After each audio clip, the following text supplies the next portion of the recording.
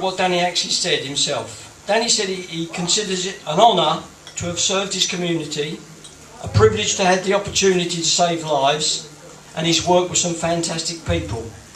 Now for me, I think just looking at all the people here tonight, the feelings are mutual. So from my point of view, it's been a pleasure to serve with Danny. So ladies and gentlemen, Danny Rickett.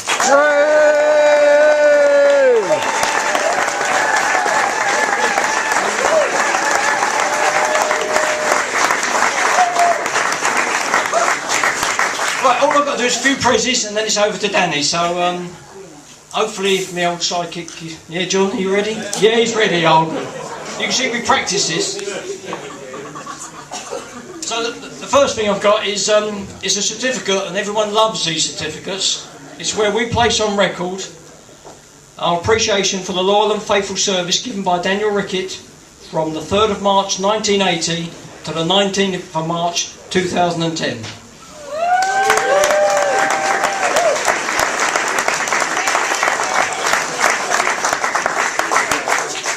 Also over the years, Danny's been a good supporter of the Officers Club, so he gets a traditional glass tankard, which I know he'll use quite a lot because I know where he drinks.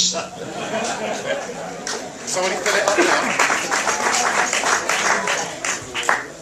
And as ever, even though we don't use them that much now, it's the good old firefighter's axe.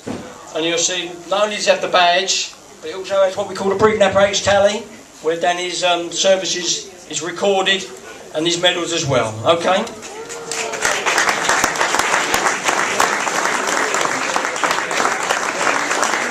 That's it for me, so I'm going to hand over to Danny to say a few words. Okay, it is only going to be a few words, because I want to make it quick. Pete has taken pretty much everything I wanted to say. No, and I'm pleased that he got to say it because I think it came out really well. Thanks very much, Pete.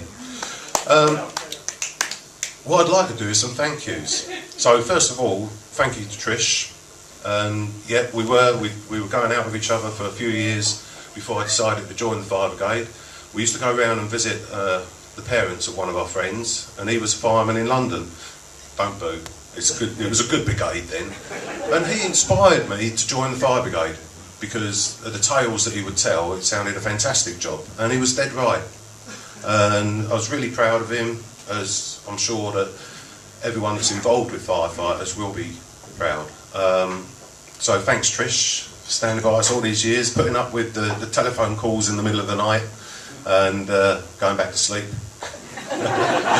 But really need the support, particularly Pete mentioned the big fire we had at that time. That was sort of most of the day on, most of the night on, a couple of hours off, and it was good to go home, know you had the support.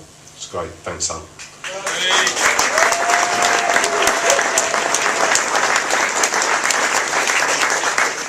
Next I'd like to thank family, because you have to have good support from your family. Sometimes the job isn't as good as it should be.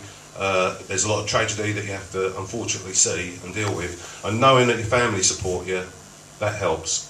And after them come the friends, because good friends have been good support, particularly from the White Lion, all my friends there, through some pretty traumatic times. They've always been there and supported me in my career.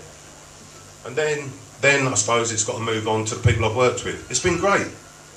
Loved a lot of you, and I can't imagine working with a better bunch of people. And there aren't many jobs where you're going to trust your life to other people and they're going to trust their life to you. When you're a young firefighter, you go into the jobs and you're trusting your partner with your life, and that means an awful lot. You're trusting the officer in charge. When you become an officer, people are trusting their lives to you, and that's a really big ask.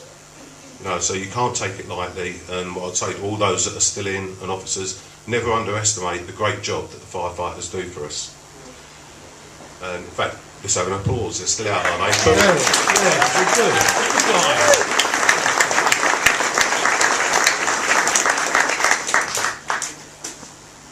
People keep saying, what are you going to do now then? Expecting me to say something like, oh well, I'm going to go off and do fire risk assessments and take up a 9-to-5 job, or I'll go and work on the kiosk down at Tesco's. No, skiing, guitar playing. watching football and rugby, that kind of thing. And of course working, and I will be working on Tuesday, so I'm only getting a couple of days off. And I'll be working with Keith Barrett. We've got to go out all the way to the Pyrenees. For those who don't know, we've got a little apartment out there, me and Trish, and unfortunately the toilet's got a crack in it. So we've got to go out, and it's going to take a whole week. We reckon we might get installed in a day, possibly. Depends how much wine we drink. But after that, you've got to stand a test, and you have to stand a test it on acceptance, and quarterly. Is that hours or days? Quarterly, I don't know. I guess we'll find out next week. And we've got to make sure it's right, so it's a whole week. But then it'll be back and see what comes. I don't know, got no plans. I intend to enjoy it and spend some good quality time with friends, family. And anyone I see, be lovely to see you, and if ever you buy the White Line, I'll buy you a pint. Okay, that's all I've got to say. Good luck to you, mate.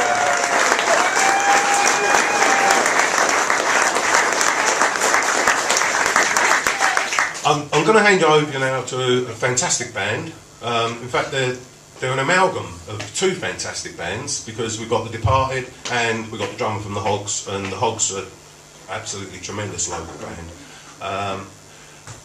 And then they're going to do a set, have a little break, because you know they're only young, they need to have a rest. And I'm going to get up myself and have a play the guitar. And if there's any other guitaros here that want to get up, please get up. Nick, I'm sure you could. Okay, let's hand over to the band and give them a big warm welcome, because they are good, and it's so good that they could come along tonight.